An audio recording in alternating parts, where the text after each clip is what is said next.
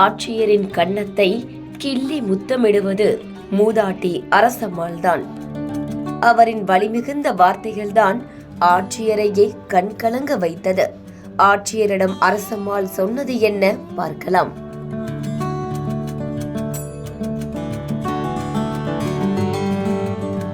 புதுக்கோட்டை மாவட்டம் கீரனூர் பகுதியை சேர்ந்தவர்தான் இந்த வயதான மூதாட்டி அரசம்மாள்.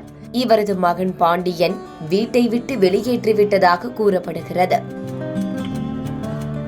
மனமுடைந்து போன மூதாட்டி வசிக்க இடமின்றி தவித்து வந்ததாக கூறப்படுகிறது. இதனைத் தொடர்ந்து ஆட்சியரை சந்திக்க முடிவு செய்த அரசம்மாள் மாவட்ட ஆட்சியர் அலுவலகத்திற்கு சென்றுள்ளார். அங்கிருந்த ஆட்சியர் அருணாவை நேரில் சந்தித்து தனது நிலையை கூறி அழுதுள்ளார்.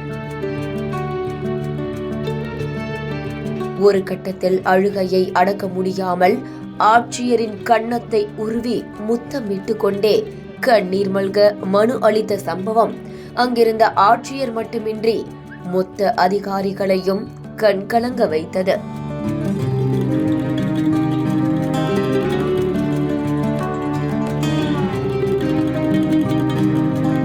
உடனடியாக ஆட்சியர் அருணா, உங்கள் மகன் மீது உரிய நடவடிக்கை எடுக்கிறேன் என்றும் அவரது வீட்டிலேயே உங்களை தங்க வைக்கிறேன் என உறுதியளித்தார்.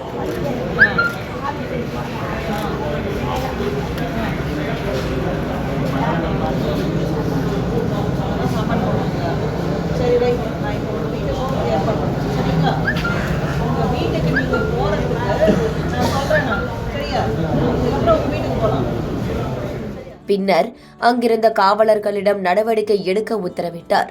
இதனை கேட்ட மூதாட்டி அரசம்மாள் கண்ணீர் மல்க ஆட்சியருக்கு நன்றி தெரிவித்துவிட்டு அங்கிருந்து புறப்பட்டு சென்றார்.